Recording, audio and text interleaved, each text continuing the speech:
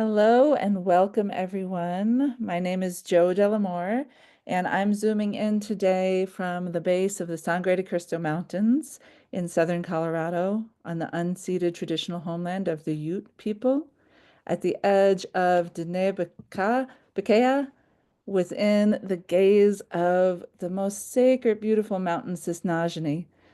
So, on behalf of the Work That Reconnects Network, I welcome you.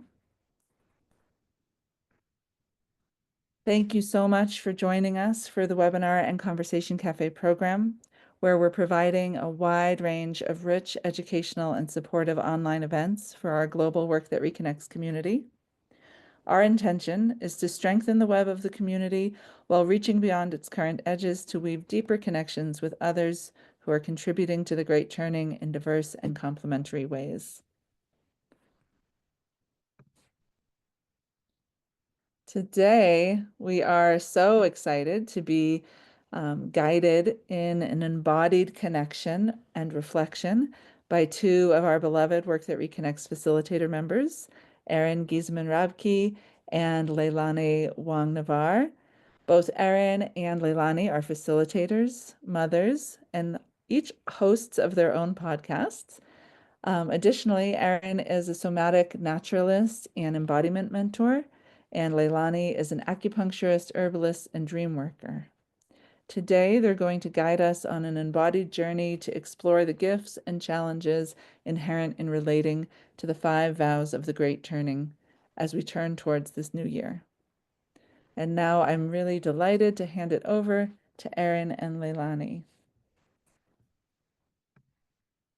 Thank you so much, Jo. Thank you, Frida, too, for tech support. Thank you, everyone, for spending some time in your precious day to be here with us. And thanks, Leilani, for doing this with me. I'm so happy we get this time together. I want to just share a little bit of an overview of what we're going to be doing through these 2 hours, and then we'll drop in so you can have a sense of what's going to be unfolding. We think, we always flex with what comes up in life, but we're going to do a little grounding embodied practice and really drop in, and I'll be sharing a beloved poem during that time together. We're going to sing together a heartening song. So many hearts are so heavy with the state of the world right now, and we find both this song and just the act of singing together to be such a wonderful way to drop in together. We're going to give an introduction to these 5 vows, where they come from and why we love them. And then we'll be taking a little guided practice through touching in with each of them. And we're going to go deeply into one with some felt embodied reflections and some writing practice. And then you'll have an option to go into breakout rooms to connect with other people, just groups of 3, if you like. If not, as was said in the beginning, you can have quiet solo time. So there's no pressure to go into a group if that's not available or nourishing for you today. And then we'll have some time at the end for just reflections, sharing. Leilani and I will talk a little bit about a 10-week class we've got coming up later this month, where we'll go more deeply into the practices we're going to touch on today. And I think that's it. It's a good sketch, right? A little bit of an overview. So yeah, just want to say thanks again for being here and taking time to join us in these practices today. I want to say as we begin that everything we're going to do is invitational. There's no pressure to participate in any way that isn't life-giving for you. So I believe we're all adults on this call, and we bow to your inner authority. So please just self-regulate as you need to and feel no pressure to do anything that's not, working for you. If you like, I want to invite us to start with a little dropping in, softening, getting grounded, and welcoming the knowing in our bodies. So if you like, I'd like to invite you to close your eyes. And you can get comfortable in any position that you like.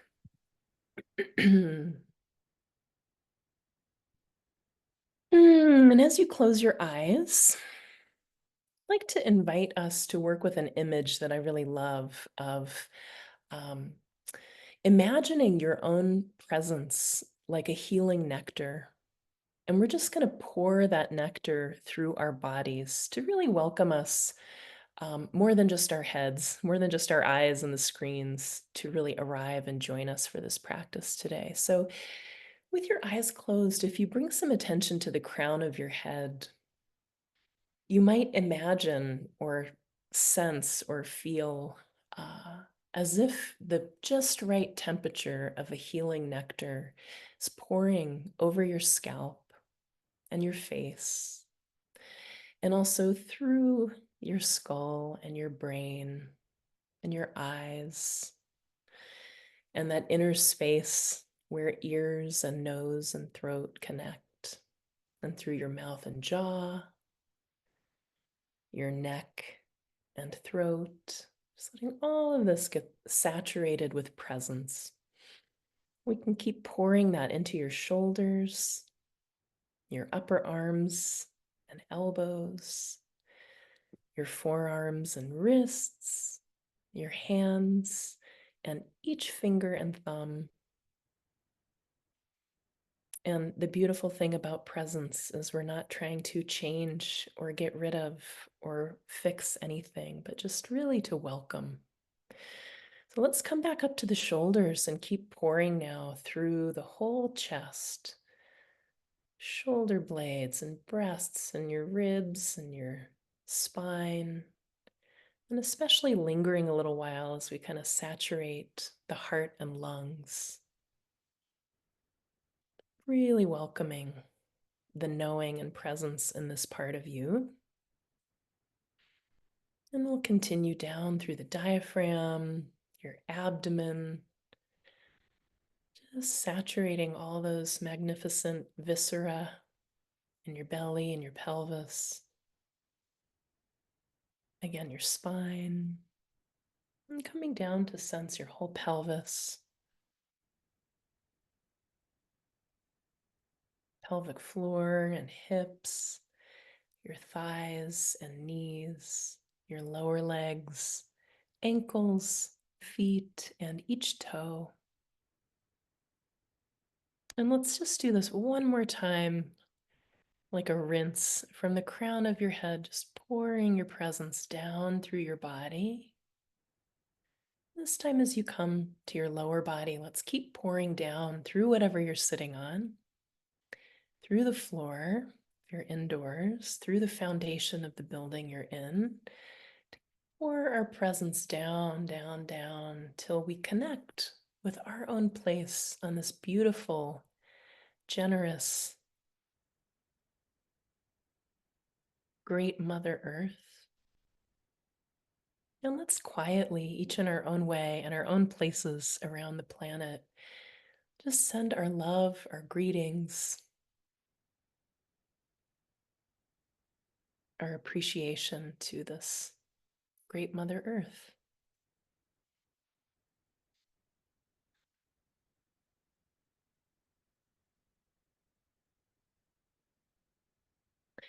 And there's a line from a Joy Harjo poem I adore and return to often. She says, "Let the earth stabilize your post-colonial insecure jitters." I don't know if you're feeling those post-colonial insecure jitters today, but let's just welcome that stabilizing energy of the earth, like a tree drinking up from the roots, that we can really welcome that back up through our feet and legs and pelvis, your whole torso, your head and your face, your arms and hands.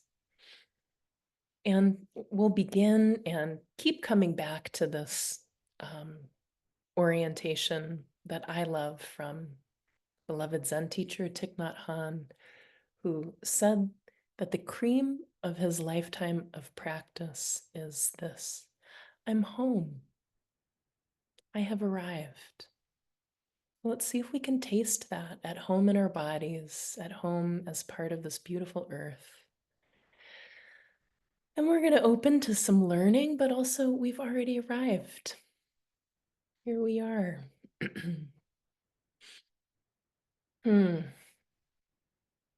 I would like to share a beloved favorite poem with you, and in case you like to read it in the next minute or so, if you like to open your eyes, um, you could do that.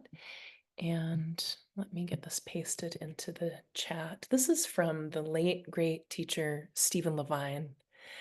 This is a poem from when first I read this many years ago. I knew I needed to learn it by heart because my heart needed this poem so deeply and still does. It's called Mother of Us All. I just want to bring this to kind of season the pot of what we'll work with today. Mother of us all, praise to free us from our image of perfection to which so much suffering clings. When in the shadowy mind we imagine ourselves imperfectly, praying to be freed from gravity by enlightenment, she refines our prayers. Putting her arms around us, she bids us rest our head on her shoulder, whispering, "Don't you know, with all your fear and anger, all you are fit for is love." I love this poem so much. So good. So maybe, I wouldn't be one to say what a poem means. I think that can ruin a poem right off the bat. But I'll just say for me, Mother of us all might just be this great mother we're connecting with as we drop into the earth. And maybe it would be helpful if we let go of perfectionism. And, I love that instead of praying to be freed by gravity and pulling up, it's like, oh, just give your weight. Land right here in this mess as it is with as much kindness and love as we can bring. Um, Such a good poem. Praise the poets. I don't know how we could do it without them.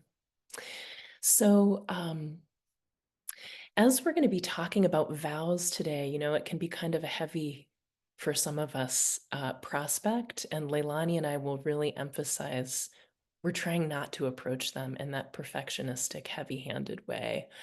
The late great writer Barry Lopez, in his beautiful book Embrace Fearlessly the Burning World, he wrote something that has really struck me. He said, evidence of the failure to love is everywhere around us. And we can see that in so many ways, um, so many ways, evidence of the failure to love. So, our approach as we drop in today is really to bring so much love. That's the spirit of what we'd like to bring and how we'd like to bring these vows, these teachings, and how we can touch our fear, our sorrow, our anger. Anybody feeling any of those things as we gather today? Fear, sorrow, anger. I'm glad to know I'm not alone in that. There's a lot happening right now. And it's my hope that we can just bring a lot of love and kindness to ourselves and to each other and to our greater earth community. I love this phrase, and I'll share it in case the invitation resonates with you, that maybe starting today, imperfectly, of course, we could live our lives as a love poem to life, now and in the future. So, before I pass it over to Leilani, which I'll do here very shortly, just want to invite you to bring your attention down to feel those places where you're in contact with support, like under your butt, probably if you're sitting, for some of you behind your back, maybe under your feet. Let's just take a moment to generously give our weight instead of praying to be freed by gravity and pulling up. Let's give our weight and land again in, oh, we're home. We've arrived.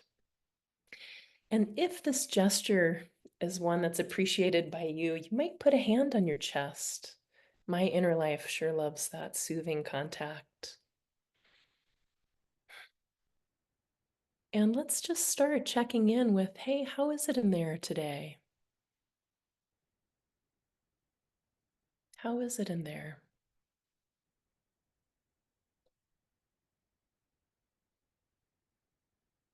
Feeling held by the earth as we courageously open to our feelings, how life is resonating in our intelligent bodies today. I guess Thich Nhat Hanh is with me today, as he often is. He has this beautiful invitation to say, darling, or you could say, sweetheart, or whatever your inner life likes. I care about your suffering. Let's just breathe that in for a few breaths.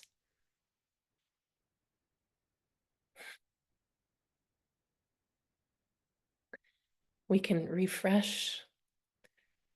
This way, we can pour our presence down to feel the living earth right beneath us and around us. And maybe we could also say, hey, great mother underfoot, I care about your suffering.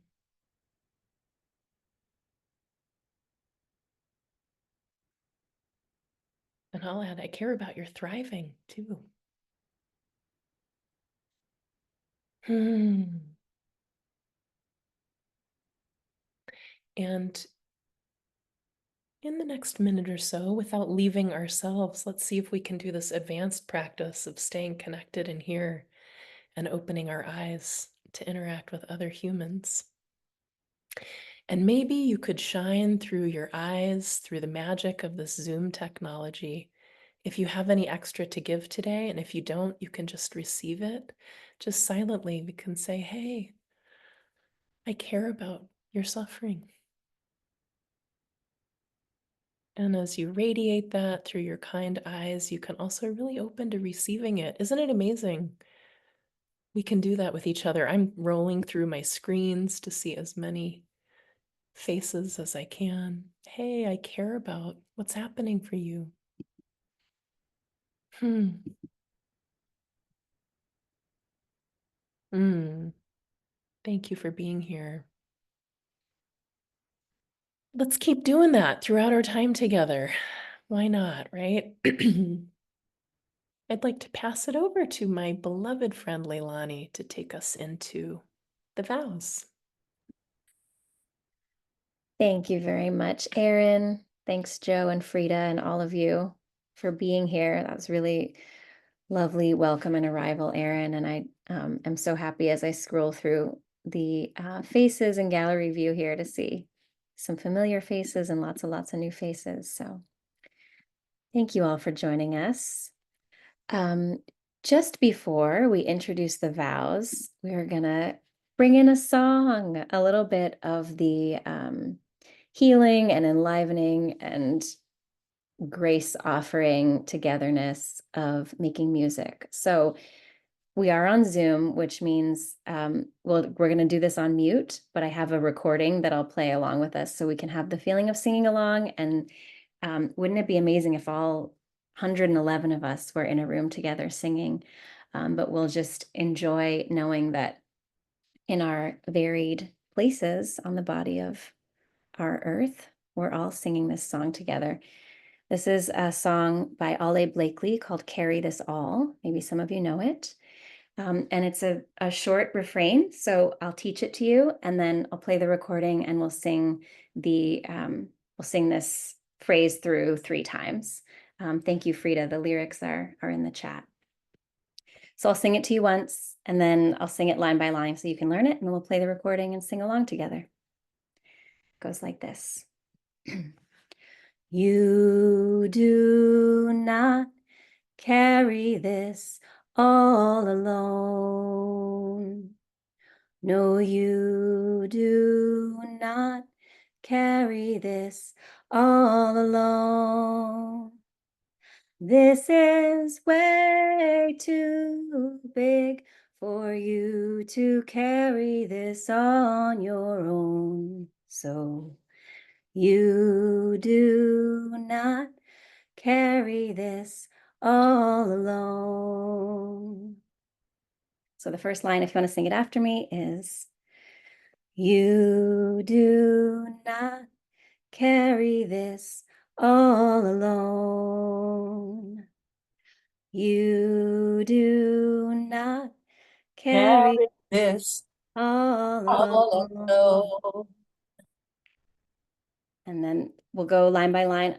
I'm sorry, we have to stay on mute only because Zoom does this thing where it's delayed. So we won't be able to really hear anybody if we go off mute. So I would love to hear all of you, but second line is, no, you do not carry this all alone.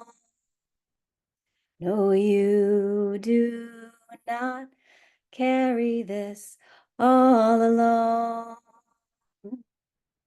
This is way too big for you to carry on your own.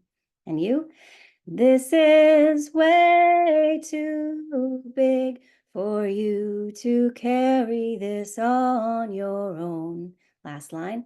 So you do not carry this all alone. You do not carry this all alone. All right, I'll share my sound and we'll sing that all together through 3 times with Ale Blakely. It's a little bit slower than how I sang it. And I'll invite you to sing this to yourself, if that feels supportive, and to one another or to anyone you know right now who might feel that they're carrying a heavy weight. Ooh, brings me to tears. I'm here in Southern California. I have some loved ones going through a really hard time. And to sing it to our Mother, the Earth. So we have 3 rounds to sing it, however feels good to you. Here we go. You do not carry this all alone. No, you do not carry this all alone. This is way too big for you to carry this on your own. So you do not carry this all alone. You do not carry this all alone. No, you do not carry this all alone. This is way too big for you to carry this on your own. So you do not carry this all alone. You do not carry this all alone.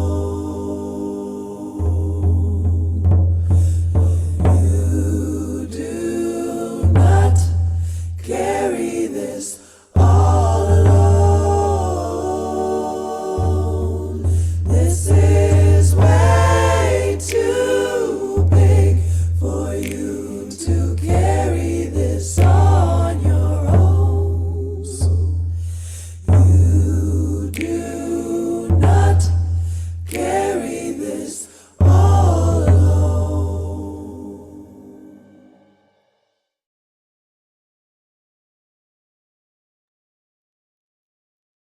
Thank you. Let that soak in a little bit. Yeah, we could sing that for a whole hour. That song does go on. If you look up Alexandra Blakely, there's more beautiful harmonies and sounds that come in. So I have played that on repeat, just sung along with it for long periods. She has a lot of beautiful music. You look her up. Thanks, Frida. There's the link. All right, so let's talk about these 5 vows. Joanna Macy has given us so many very, very helpful teachings over these decades that she's been teaching and facilitating. And the 5 vows are one that Erin and I are really, we just really love. We really turn to and lean on. We talk about them a lot. And we're doing this whole 10-week series to really go into them deeply and see how they can support us. And as Erin said, not in a perfectionistic, oh, I vow and I have to be true to this or else I've failed kind of way, but oh, thank you, this guidance, this orientation, this help when I feel like I don't know what's going on, I don't know what to do, it's too much, or I can't do enough, or whatever these things that we all, experience at times with what's happening in our world. So I know that some of you here are very familiar with Joanna Macy's work, and some of you are new to it. So I'm going to briefly tell this teaching that comes before the 5 vows, which is the 3 stories of our time, to settle us into what is the Great Turning first, and then we'll talk about the 5 vows. So Joanna helped us orient to what's happening in our world by saying that there are 3 stories taking place right now, and they are all taking place at the same time. One of them is business as usual, and somehow that story keeps playing out. We're seeing it still playing out. Business as usual, the central plot is getting ahead, being productive, succeeding, making money. It's a fairly individualistic story, and it has a lot to do with the ongoing extraction and overproduction and issues that late stage capitalism is causing right before our eyes, which brings us into the second story, which is happening at the same time, which Joanna called the Great Unraveling. The Great Unraveling is the way that everything is falling apart. And this can be the central story that we see in certain news feeds, in certain conversations. This is the story that's now getting the most airtime. What's happening to our human societies, to biodiversity, to species all over the planet. But there's also a third story taking place, which is called the Great Turning. And that is the turning toward a life-honoring, life-sustaining society. And if you look for the evidence of this story, it is literally all around us and all over the world. People are turning toward ways to be life-honoring and life-sustaining. And I know that everyone here is part of that in some way, in some unique way. I wish I could hear all of them. If you want to throw any in the chat, I always find that really heartening to know what people are up to in the Great Turning, because there are millions of us at it, and we won't know really what everyone's doing. We just get glimpses of it, but it really adds to this our awareness that that story is taking place at the same time, and we can choose to be more and more part of it. So Joanna gave birth to this body of work, the work that reconnects. And after a workshop in which we always tell that kind of orienting context of the 3 stories, we get to the final stage of the workshop and everybody's ready to go forth. We call it going forth and back to our lives. But we know we're headed back into our regular daily lives and all those demands and everything. So how do we stay true to the intentions that we've set? Vows weren't originally part of the work that reconnects, but after a multi-day immersion at a Buddhist retreat center, Joanna was walking outside and a young Buddhist monk there said to her, he was appreciating the workshop and what had taken place there. And he said, and now I suppose at the end, you'll give everybody vows. And she said, oh, no, that's not really something that I do. And the monk said to her, well, that's too bad. I find them really helpful. They really help me channel my energy into what it is that I truly want to do. And it's in that spirit that she gave us these 5 vows, 5 so that they would fit on one hand. So we're going to go through these 5 vows together and explore them a little bit. As Erin described, we'll just explore the vows, and then we're going to do a writing practice and share together just going to take a second to appreciate the things that did come into the chat after my request, helping people learn to pray from the heart, healing ourselves and healing the world. Being vegan, not having a car, avoiding work that feels unethical, and yeah, meaningful work, looking for meaningful work. We're going to talk about a lot of those things in relation to the second vow. Thanks for sharing that, Dee Dee. Restorative circles in schools. All right, and here are the 5 vows. I see Frida pasted those. Thank you, everybody. I'll read all of these at the end.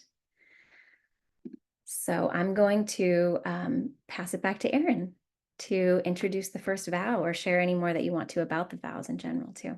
I just want to say thanks for sharing all of that, Leilani. It's beautiful. I keep feeling so much emotion today. You know, these fires that are affecting many we care about and many we don't know and care about. And I just feel so deeply grateful for this work. The 4 of us, as we gathered before we opened the webinar today, we're like, wow, you know, how do people make it through these times without something to lean into, like these vows, like this work, like all kinds of practices I'm sure many of us carry.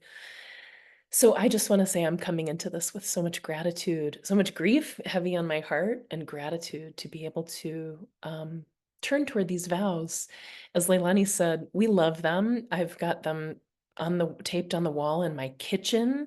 If I get lost, I come back and like, right, I just think these are very disorienting times continually. What's happening? And rather than heavy-handed disciplinarian approach, Leilani and I have used all these images of it's a rudder to help us steer, they're a compass to help us find our way. So maybe they offer something like that for you too.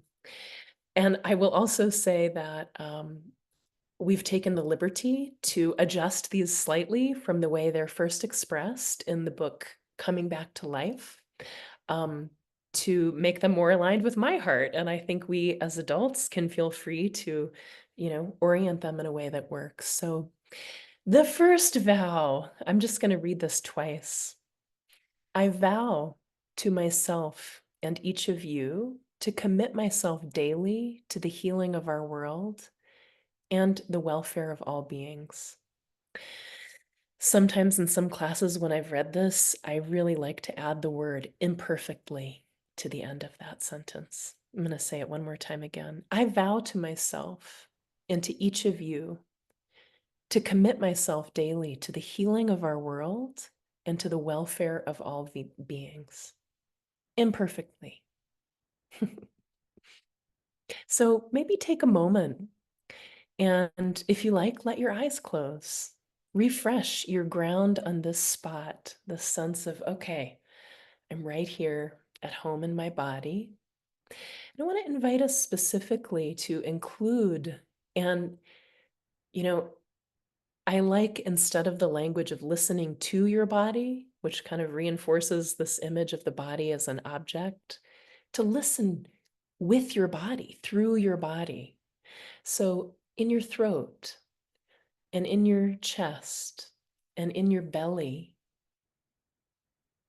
listen to what arises in there as you sit with these words. I vow to myself and each of you to commit myself daily to the healing of our world and to the welfare of all beings. Let's just take a quiet minute to listen in there.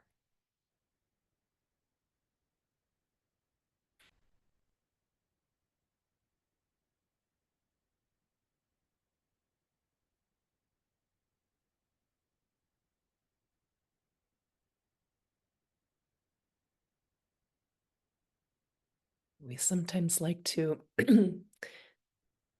make space for what are the gifts and the challenges of living like this. So let's first just feel into, what would be the blessings of committing ourselves daily to the healing of our world?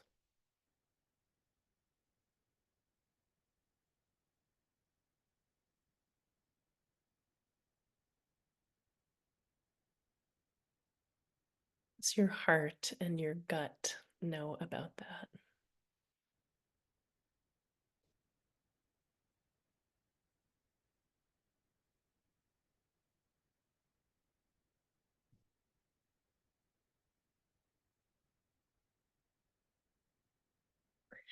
What are the challenges being born into living inside of so many harmful systems we're entangled with?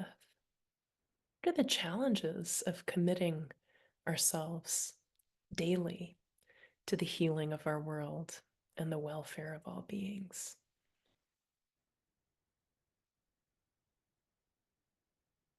What does your heart and your gut and your bones know about that?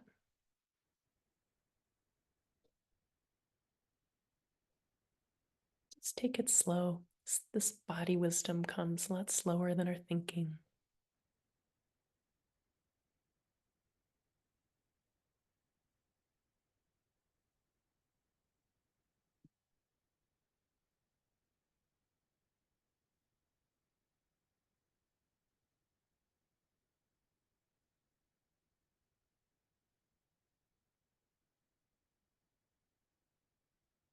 And just notice in there, does it feel like, yeah, it would be helpful. This might be helpful for me to orient toward this vow in my life imperfectly.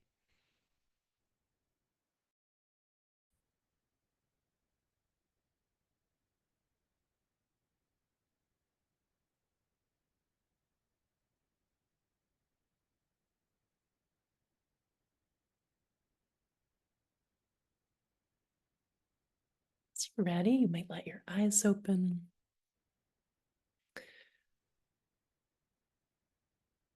I often say that we carry inside of ourselves a bullshit detector, truth and beauty resonator. And when we slow down enough and we can welcome that listening through the body, we have access to that. So we're going to keep inviting ourselves to drop in that way throughout our time together. Do you want to share the second one, Leilani, or add any other reflections to that? I will not add any reflections to that first one because I love how you just invited in that slower body wisdom from everybody. And I see a few people have shared a little bit about that in the chat, or what the challenge here. Rosa said mastering distractions. So yeah, if anyone wants to share, that's lovely to hear from you. And I do want to share a little bit of reflection on the second vow, though, so I'm saving myself a little time for that. I'm going to read the second vow, and then we'll again listen to our inner knowing about it. But I want to share a couple of reflections on this one too, because this one can get a little complex. The second vow is, I vow to myself and each of you to live on earth more lightly and less violently in the food, products, and energy I consume. And thanks to Aaron, I now also like to add, and in my relationships with myself and with others. And in my body, Aaron also usually says, right? So I vow to myself and each of you to live on earth more lightly and less violently in the food, products, and energy I consume, and in my own body and in my relationships with myself and others. So what I want to say about this one, I just want to acknowledge that the place of care that we have inside of us, combined with this information that most of us have been getting for decades now about how if we just ate less or ate differently or didn't do this or that, like the world would be a better place, that it really has for many of us gone, as one of my friends who's a therapist who works with people with disordered eating, she says it goes sideways, and we can shame or blame ourselves and others, and it can play into not so life honoring, not so life sustaining ways of treating our own bodies, of nourishing ourselves, and of relating to other people who might be making different choices about what it means to live more lightly and less violently. And I like to say more lovingly or with more care. So I will invite you to open to this vow gently and in whatever way feels most nourishing and true to you, and really with that kind of additional piece, because each of us, our bodies is literally materially, biologically part of the earth, biological and spiritual reality, that we're one. And so that more lightly, less violently, more lovingly, and with more care, we can't separate ourselves from that. And we can't separate anyone else around us from that. So with that addition to the vow, in my own body and in my relationship with myself and with others, what does it feel like to live more lightly and less violently, more lovingly and with more care? So if you want to close your eyes again, or if you want to stand up and move and just see, what does this bring forth in your body? If you ask your body, how does it feel to live with more care, to live more lightly, more lovingly, less violently upon this earth, in this body, with all the beings around me?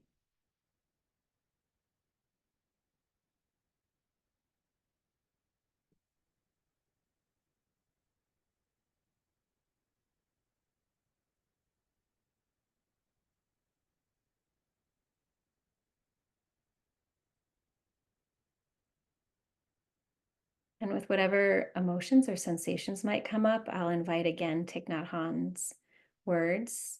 I can say, hello, my grief.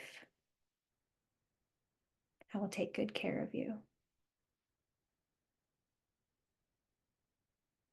And invite that presence and noticing with whatever's coming up.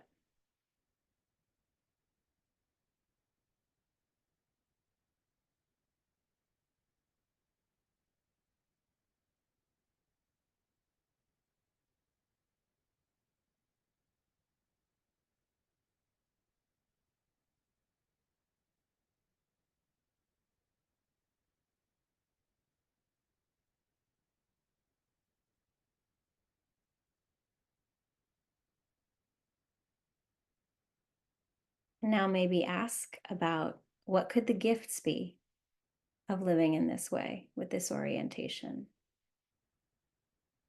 What might nourish or support or help me to have this vow in mind?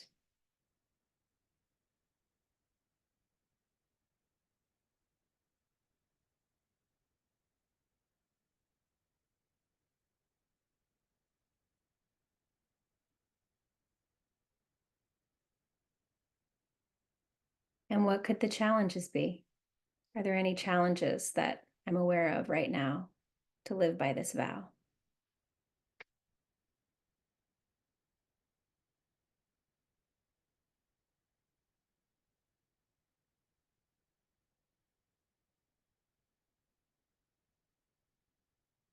And when you're ready, if you've had your eyes closed, when you're ready, you can open again and come back to the group.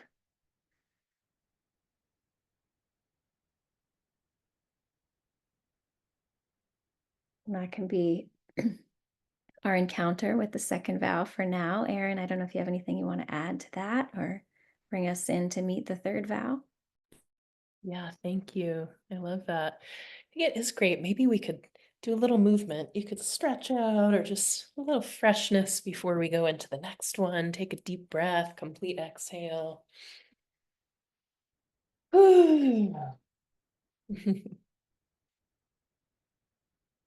I have spent a lot of time with the poetry of Mary Oliver over the years, and a lot of her lines just go floating through my mind frequently. And I just had, just think, we have this day and maybe still another to maybe still another to live into these vows. How lucky is that?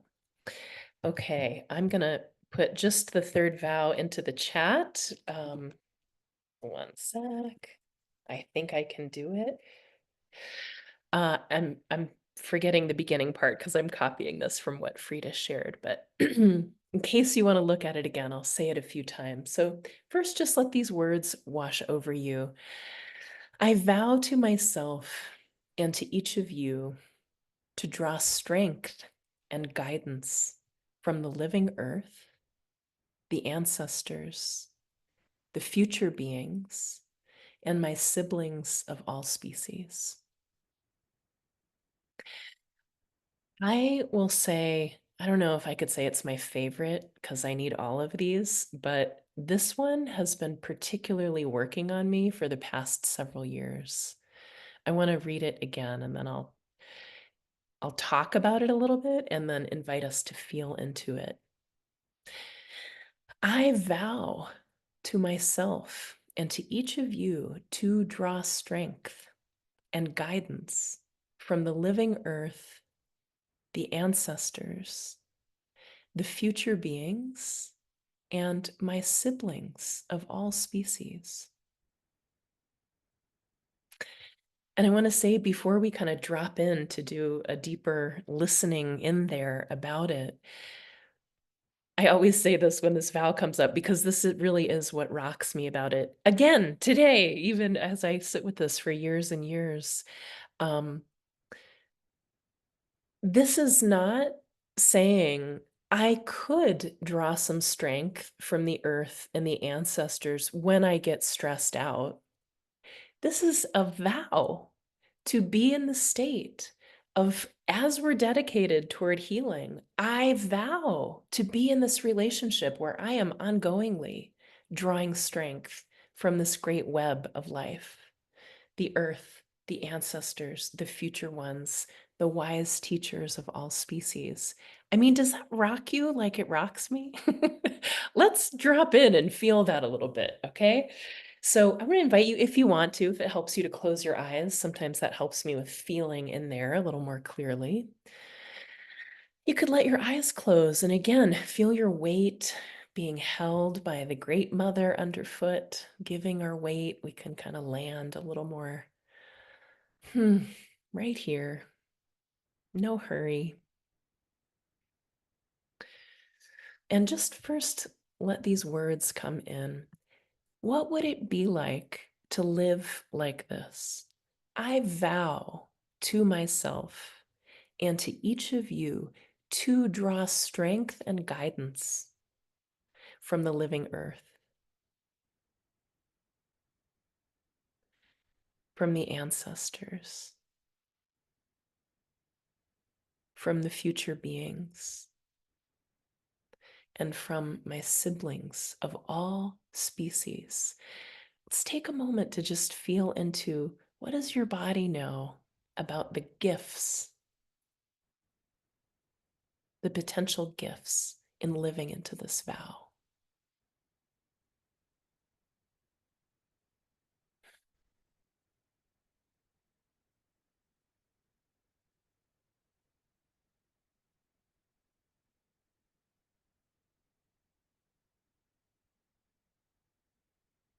Like right in this moment, could we open to drawing strength from the living earth? Are there mountains or rivers or oceans or great, landmarks where you could draw strength from in this moment?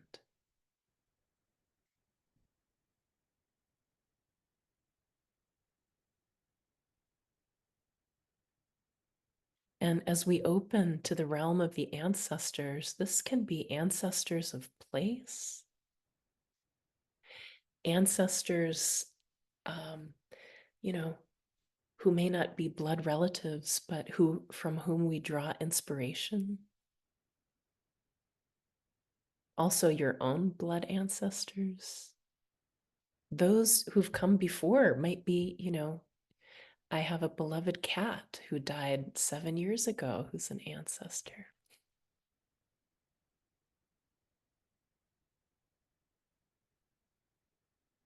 And the future beings. human and more than human. When we really let their presence be felt, what strength might be available as we make those decisions about shopping or eating or what we're up to, you know? And how about the siblings, the wise teachers of all species? I'm going to say a few who I tune to, and there are countless many. But how about what if we open to the intelligence of the cetaceans, the whales and dolphins?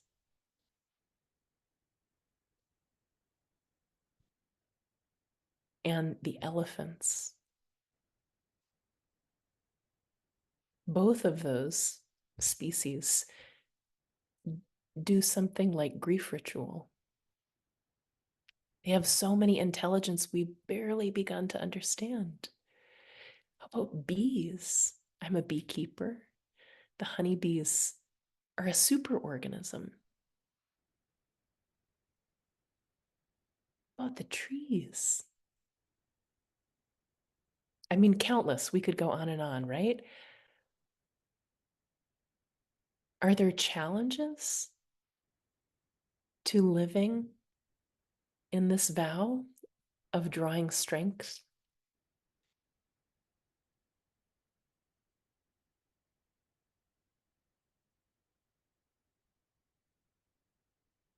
Say the conditioning of hyper individualism that is so strong is a big challenge to keep remembering our way out of that.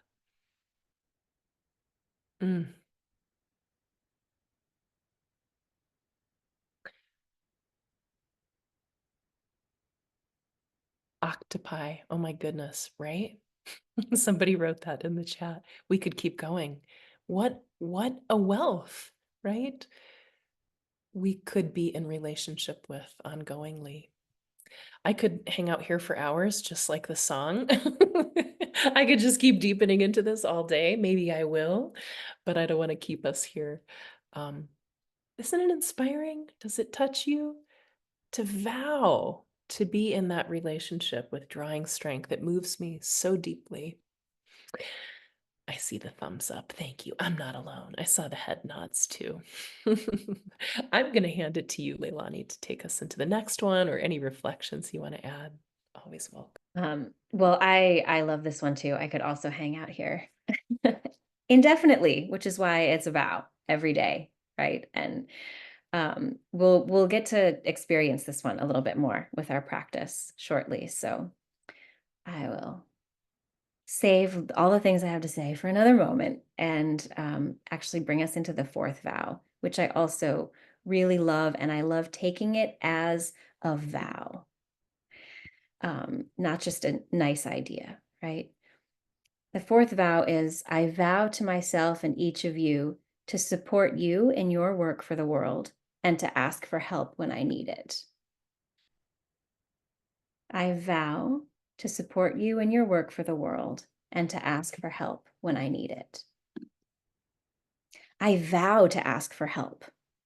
I mean, I don't know how many of you share this trait. I know probably a lot of us do, of like sometimes, you know, oh, everybody's got a lot going on, or is this so important, or I can do it myself. But I vow to ask for help if I need it. And I vow to help you when you ask. You know, I really love the way this brings me into that reminder that we're so interconnected and interdependent in this great turning. And it also reminds me to be listening, because there are a lot of people doing incredible things for our world and they're asking for help. So there never needs to be a moment of really, what could I possibly do for the world? Oh, well, just help some of the people doing amazing things who are asking for help, you know? So for this one, I'll invite you, if it feels good to you, to stand up or just sit up and feel like, what does it feel like to be available to help people? What is that posture that brings up in your body? Like, oh, you need help? How can I help you? Especially knowing that we're drawing strength from the earth, from the ancestors, the future beings, our siblings of all species. I'm here to help. What does that bring forth in you? Maybe there's even a gesture that it feels like you want to make. How can I help you? I'm here to support you in your work for the world.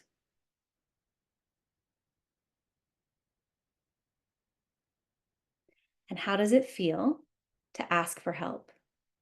To know that you're doing something or going through something that matters to you, that matters to you and to our world, and to ask for help. What does that feel like in your body? To imagine saying out loud, will you help me? Is there a movement or a posture or a gesture that comes from that?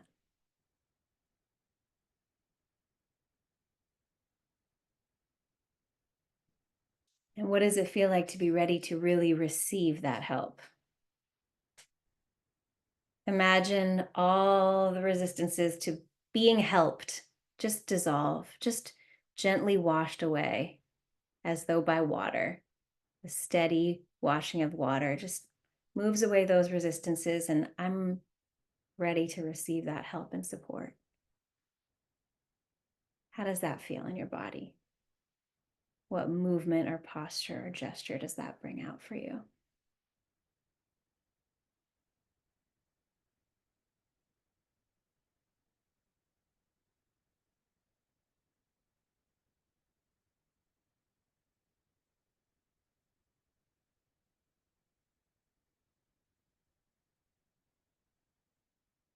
And when you're ready, come on back. And we'll bring all of this with us here. Any little learnings you might have had, little communications you might have gotten, or big ones with yourself there about what it is to be ready to give and receive that support. And I'll pass it back to you, Erin, for the fifth vow. Thank you. That was really helpful for me today. Again, so appreciate how you brought that. Okay, you ready for number 5? I've got this one in the chat also. I'll just read it through a couple times so we can let it in. I vow to myself and to each of you to pursue a daily practice that clarifies my mind, strengthens my heart, and supports me in observing these vows. I vow to myself and to each of you to pursue a daily practice that clarifies my mind, strengthens my heart, and supports me in observing these vows. Doesn't say how long it has to be. Doesn't say it has to be the same practice each day. Of course, I like to add the word imperfectly onto each of these vows. And I'll say that one of my dear students years ago, when we were working with this, the original presentation of the vows says, I vow to myself and to each of you to pursue a daily spiritual practice that clarifies. And I took the word spiritual out because she said, I don't know if this counts. My practice is hiking with my dogs in the foothills every day. That clarifies my mind, strengthens my heart. And she just felt like it wasn't spiritual enough that it wouldn't count. And we don't care if it helps, if it's, helping some of us to have clearer thoughts, have our heart, present and strong, and to help us be in relationship with the great turning, with these vows, whatever that practice is, who cares, right? If it's working in that way, it's beautiful.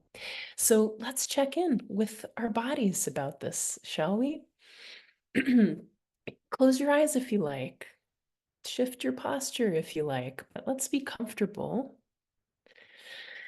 We can, again, listen through your throat, through your chest, through your belly, through your whole body. But I like to start at those places we tend to really have those heart and gut knowings, those emotions in our throat, just all of that together. What would it be like for me to vow to pursue a daily practice to clarify my mind, to strengthen my heart, and to support me in being in imperfect relationship with these vows of the Great Turning? Let's just listen in and give a minute or two to see what bubbles up.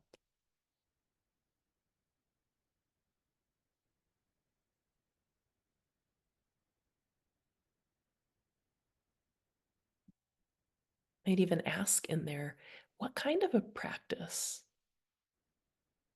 today sounds like it might serve that purpose for me?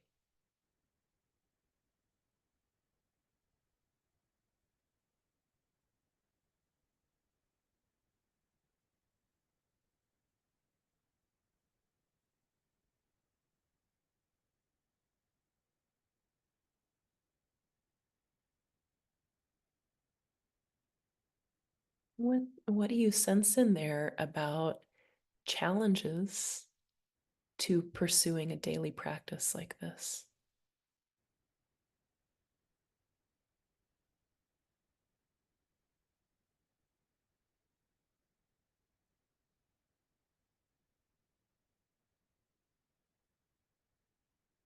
Is it a vow some part of you might like to make? Maybe if we specifically tag on the word imperfectly. I'll read it one more time again. I vow to myself and to each of you to pursue a daily practice that clarifies my mind, strengthens my heart, and supports me in observing these vows.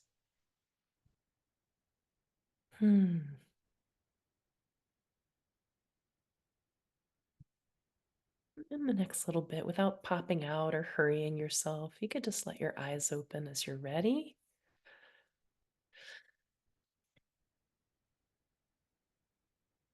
I found this quote. I've been rereading Audre Lorde this week, and I'm going to put this in the chat too. She says, guilt and defensiveness are bricks in a wall against which we all flounder. They serve none of our futures. We can take care of them.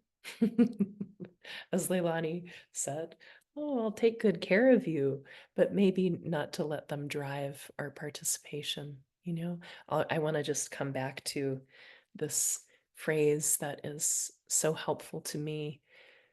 The failure to love is at the root of so many of these issues. And it's not such a bad prescription to come back to, you know, as Mary Oliver said, my work is loving the world. And she's not here anymore to do that. So who of us want to take up some vows or to that mantle of, oh, that's my work? Not to be perfect, not to do it all, not to do it by myself, all of that. But loving the world, that moves me. That feels workable. That feels like, okay, I can do that imperfectly.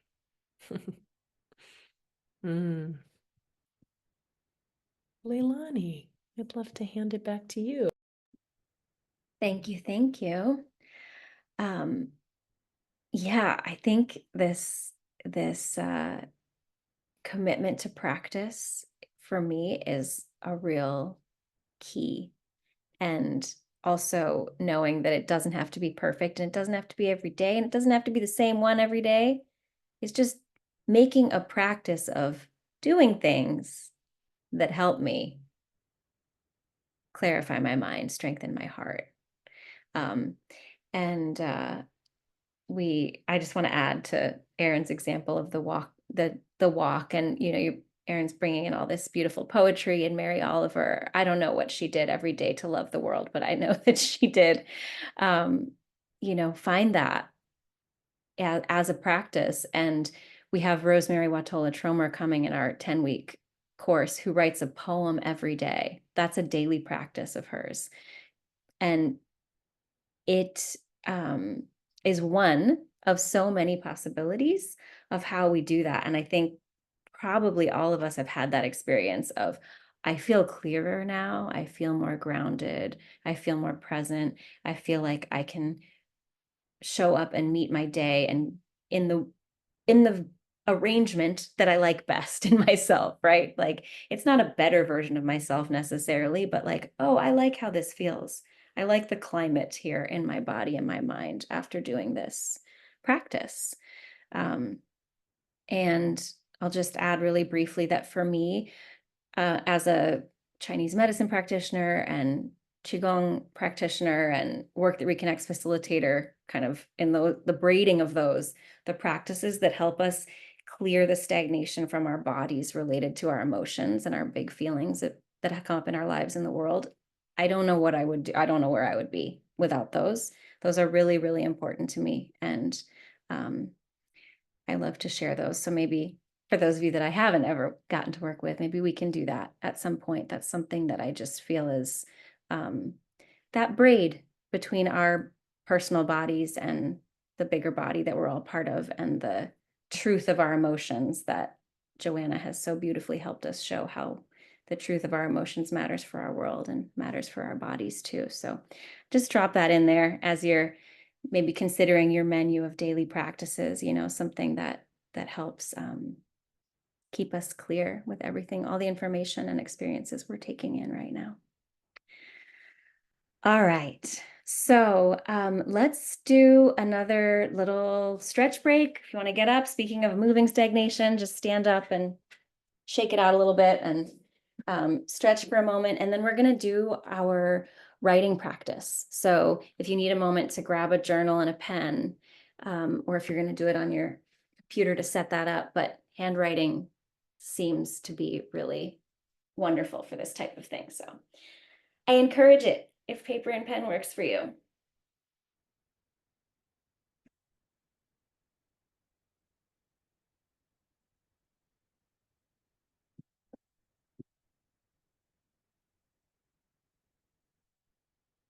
All right, so what we're going to do is a solo writing version of a work that reconnects practice that's known as the Corbett practice, named because it was first done in Corbett, Oregon. No other special meaning to that word than that. So the Corbett practice, when it's done in a group, people take on these different roles that get to speak. But as a writing practice, you're each going to imagine yourself in these different roles and speak as these different speakers. So this relates to that third vow that Erin was speaking about, where we are turning to the voices of ancestors and future humans and beings from the more than human world. And it's going to start with an intention. So I'll just give a minute or so here. If you have an intention in mind, something you want to do, maybe it's today sized, something you want to do after this is over. Maybe it's the rest of my life sized, somewhere in between. There's nothing too big or too small, but just any intention that you have right now that you would like to do going forth. You can hold that in your mind or take a moment to write it down. Give a minute for that.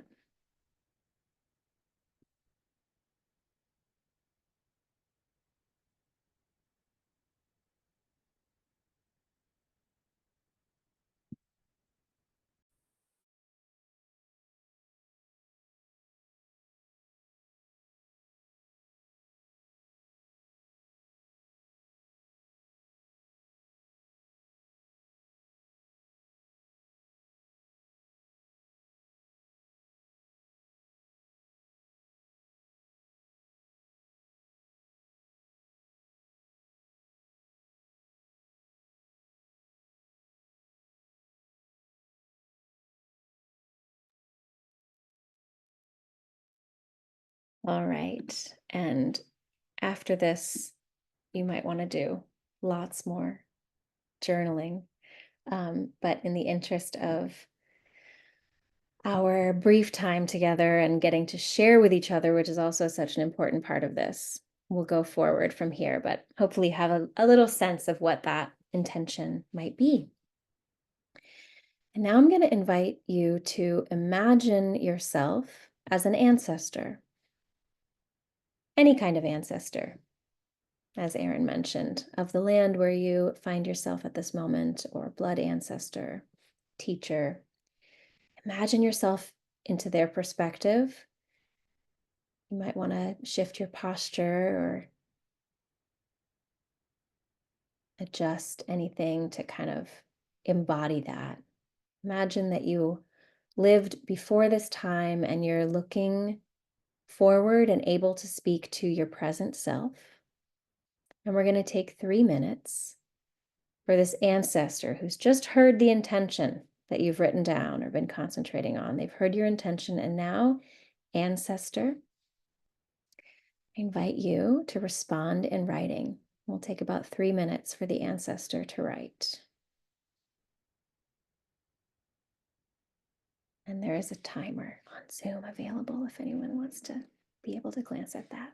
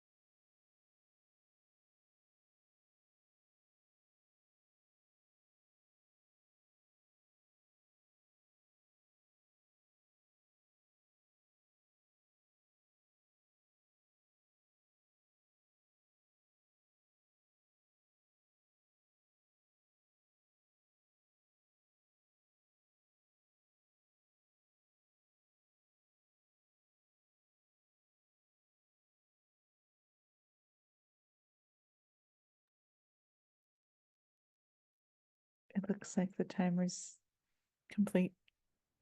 All right, thank you, ancestor. Give you a moment to wrap up your thoughts. Thank you for coming to speak with us today, ancestors.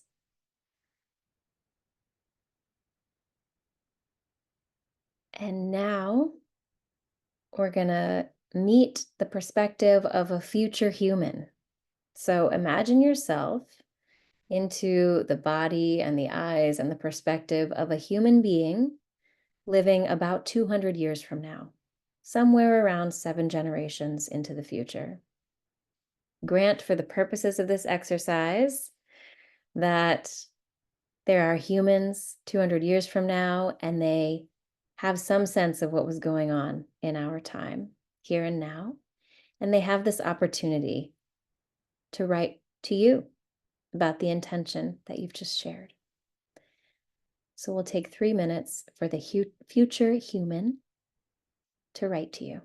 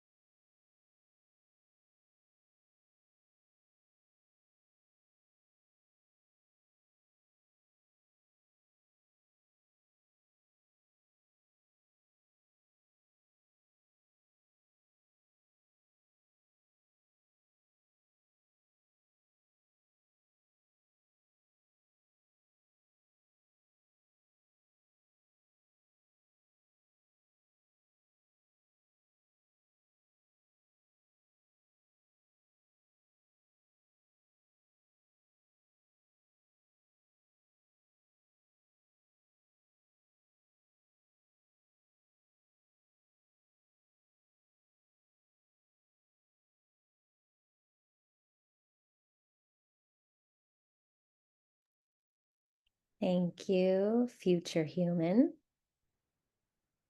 Give you a few moments to wrap up whatever you might want to say. And if you have lots more to say, maybe this intention holder will invite you back after our call.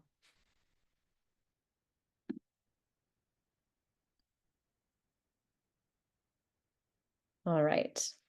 And yes, you might, if these ancestors and future humans have more to say,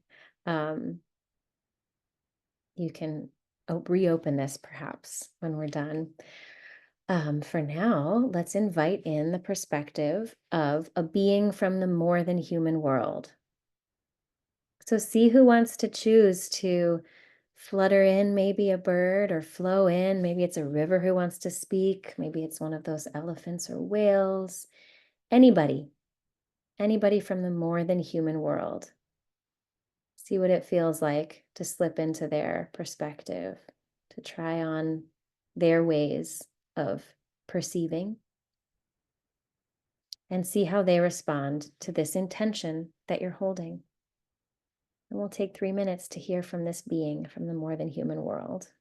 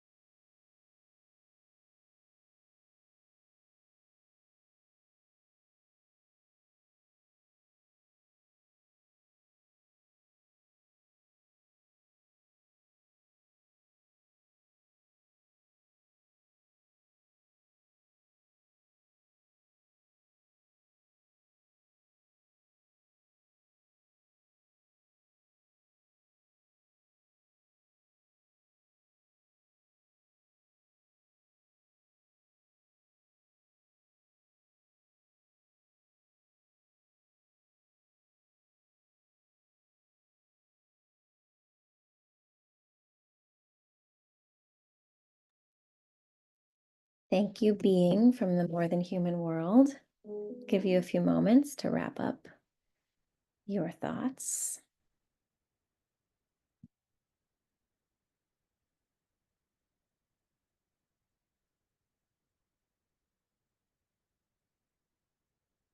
All right.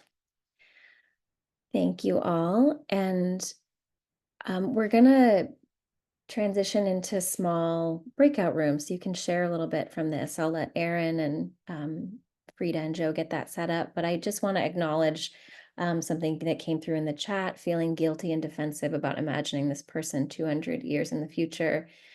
And also I saw some tears happening. And I just want to acknowledge that that's a big part of doing this. We're doing a little fairly quick dip into these waters about listening to these voices, but it's really powerful, emotional, and can be, yeah, it can be profound in a lot of ways. So I hear you, and that is what we're here to do together. So thank you for sharing that, and thanks for engaging in this practice with us. I'm going to hand it to you, Erin, to set up the sharing. Great. Thank you. The lyric to that song was just coming back to me again about that emotion. Thankfully, we're not carrying it all alone. Yeah, Frida, do you want to say out loud about how they can opt out, and then I'll give them directions? Yeah, sure. If you do not want to go into a breakout room, if you put an asterisk at the beginning of your name, I've noticed some asterisks in the middle and at the end, and so that's not clear to me. But if you could rename yourself with an asterisk at the beginning, you will be sent into a breakout room that's actually just a waiting room. So we have a few folks in there, so you can just keep your camera off or stay on mute and be placed in there. And to rename yourself, if you don't know, if you hover over your own image, there will be 3 little dots in the upper right-hand corner. And if you click on that, one of the options is rename, and that's how you can add an asterisk in there. Yes, please describe the activity we are opting in or out of. I'm about to. So we are going to go into small groups and groups of 3 and have a chance to read one of these 3 pieces. You could pick which one. It's very contained, so we're going to go in and each person will read. The only feedback you're going to receive, this is not about, writing style. It's really about the spirit of this communication and support coming from an ancestor or a future one or someone from the more than human world, offering some perspective on the intention.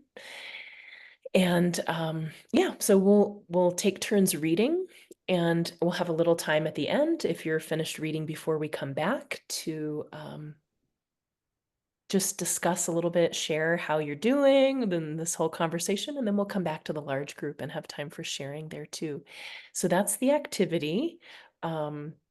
In case you want to give an asterisk or remove an asterisk. And one of the reasons we like writing and then reading in small groups is it can tend to really help us make an equal amount of time for each person. It's not that, the shy person doesn't say anything and the person who's comfortable talking takes up the whole time. We're each going to have a chance to read one piece, so that will kind of help us make space for everyone in our small circles. Is there anything I missed? Want to add about that? I think we'll take 1, 2, 3, maybe like 12 minutes. Does that sound right in the breakout? So you'll each have a chance to read and then to just discuss what's alive in you with everything we're bringing today. There's a lot of movement, so you may find yourself in a room with just one other person. If that's the case, you can just share your time that way. If you do find yourself alone, you're welcome to stay there, or you can come back into the main room and I will try to replace you. It's quite a feat to organize a lot of people like this into equal-sized breakout rooms. So if you just take a minute to let Frida and us sort who's where and who's if you are opting out, we're going to send you to what's called the waiting room. So you'll be there just seemingly by yourself, but we'll call you back when everyone's done after 12 minutes. So we can be together in the large group again if you like. Are we good? And Ready? real quick to this question about the kind of feedback that is welcomed. The feedback is thank you. So after each person reads, thank them, and that's it. So when you're reading, you don't have to wonder what anybody is going to say about it. They're just going to thank you for sharing. And we're getting a real gift here to get to hear from these three perspectives through each other as well. So that will be the response to the writing. And then in the remaining time that you have left, that's open for you to flow with amongst the three of you. But the idea is to share again from yourself, from your own perspective, what's alive in you right now. How are you doing in all of this? Is that clear enough? This meeting is being recorded. Oh, I'm just going to mute folks. Great. Welcome back. I hope you enjoyed your time with each other. Did you? Nourishing to hear from some other people. I love that. There's so many good people to connect with. What a resource. Let's just take a moment to feel our weight being met by this support underneath us and just take a couple breaths to land. We're right here. We're home. We've arrived. We have, we imagined we might have 10 or 15 more minutes than we have. Somehow time has a way of doing that in these gatherings, but we'd love to make space to hear from you. If you would like to share anything in the chat about what's alive for you in this whole process of being with people, exploring these vows, anything you'd like to share in the chat, we'd love to hear. And I'll read some of those as they come in. And we'll see if we might have time to hear from one or two people out loud also, but we'll start making space for sharing in the chat if you like.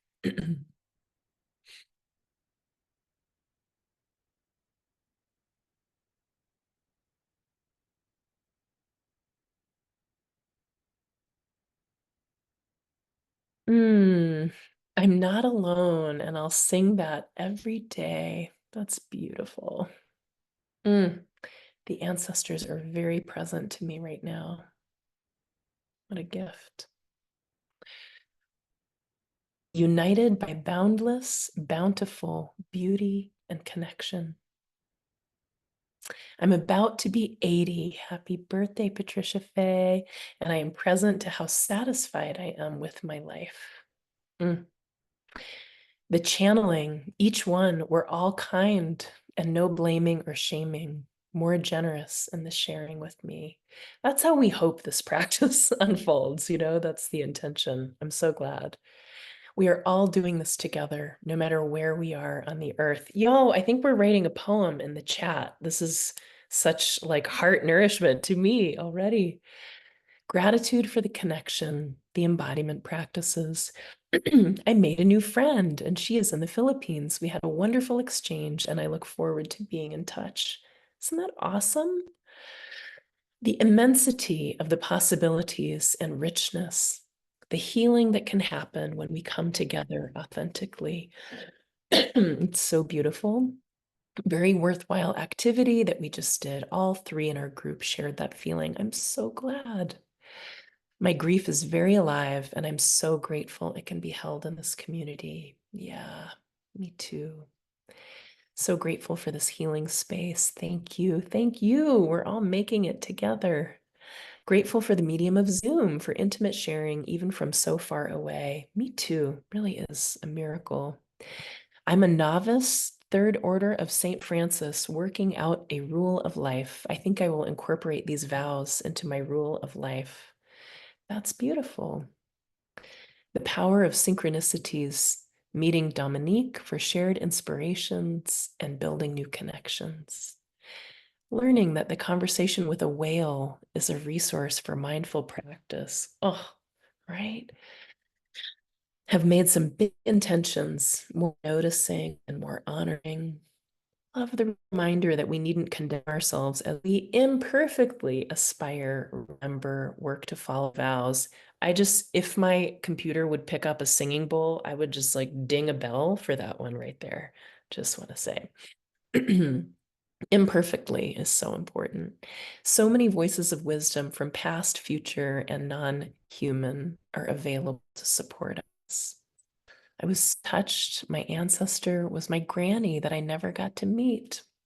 Felt so much love and support from that writing. It's beautiful. Gratitude for the beauty around me and the people I have in my corner. My heart feels so seen in this space. This work has given me a new sense of self I never knew was possible. Wow, I think it was worth doing this, right? Amazing. I thank you all for your love. We talked with future dolphins, sheep, and ancestors in my sweet three.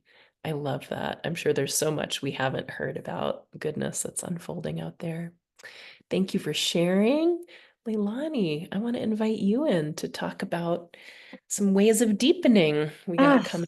yes. Well, thank you all so much. It's so good to read these words on coming back and just be with you in the grief and the heart opening and the deep reconnection and the satisfaction too and the gratitude. So thank you, thank you. Briefly, because we're coming to the close of our sweet time together today, Erin and I want to invite you into more of this. We're doing a 10-week series that starts next Sunday. And it's like this webinar. It's called Take Heart. It's called Take Heart, Embodying the Great Turning. And we're structuring it around the 5 vows. So we'll deepen into relationship with these 5 vows. And it's really all about orienting ourselves and navigating in these times. It's already quite a start to this year, in keeping with the times that we've been in for a while now. But our intention is to begin 2025 in this way together, nourishing the parts of ourselves that need that so much, holding each other, being in community, and really rooting deeper and deeper into the vows of the Great Turning as a form of, like Erin said, a rudder for steering, also as the compass, also as the ballast, also as Erin recently posted on social media, that feeling of, okay, strap in, we're in for it. Well, let's strap into this together and hold each other through it. I'll real quickly show you the page where you can learn more about it. We won't talk much more about it now while we have our time live, but it's here and the link will be in the chat. This has more about what we're doing, and we have some wonderful guest teachers coming. Cynthia Jures, who stewards the Earth Treasure Vase practice, longtime friend of Joanna Macy's as well, incredible Buddhist teacher devoted to her work for our Mother Earth. And Lydia Violet Haratunian, also a longtime friend and student and collaborator with Joanna Macy, founder of School for the Great Turning. Francis Weller, many of you may know for his work with grief, his book, The Wild Edge of Sorrow. And Rosemary Watola Tromer, the poet we mentioned earlier, every moment with her is just so good for the heart. Erin just released a podcast episode with her on embodiment matters, if you want to hang out with them there. But these teachers are coming to help us talk about these vows. Each of them has some really their own unique distillation of insights into how to live this way with our hearts and our minds open in these times. There's a really brief application when you get to this page. It's not an application like we're checking if you're worthy to be in the group by any means. It's just to make sure that it's a good fit for you and that we exchange some information with you. It's just a little Google form. So if you're interested, you can visit that, read more about it, and reach out to us through that application. And I know we're about to hand it back over to you, Joe. Is there anything else, Erin, or? Yeah, you know what? I just really quickly, because this is a habit trained into me by my Buddhist practice, let's take a moment, any peace or heart or calm that we've tapped into during this time together, any ballast, let's give it away. Let's just radiate it out into the web of life with the hopes that this is somehow mysteriously, our time together is of benefit far beyond ourselves. May it be so. And thank you again for being here. And Joe, Thank you. And Frida, thank you for hosting us. Yes. Oh my goodness. Thank you both so much for this beautiful offering, for this time together, for the gifts that you bring to the world through all of the work that you're doing, and for this upcoming 10-week program that you'll be holding space for. It's just such a gift to the world and to our wider community and all of us collaborators who we may or may not know yet, but here we are, touching in with each other in these little ways. So yeah, thank you all for being here. Thank you to Erin and Leilani. And thank you all for joining us for the Work That Reconnects Network webinar and conversation program event.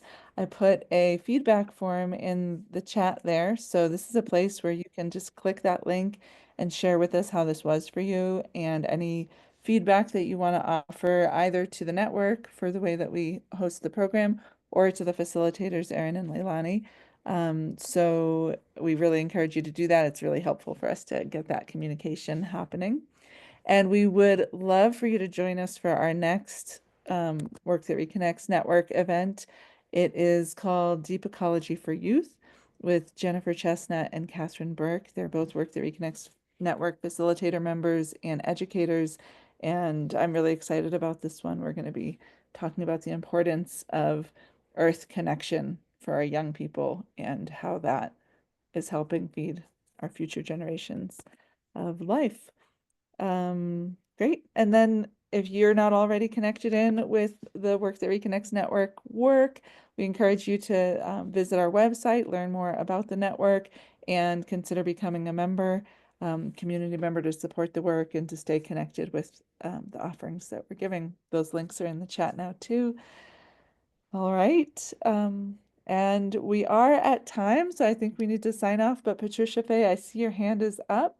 So let's just all say a big farewell and wrap up the recording, and then we can connect with you, Patricia Fay, if you need. Okay, thank you. Bye. Thank you Bye, so everyone. much. Thank you. Thank you. you.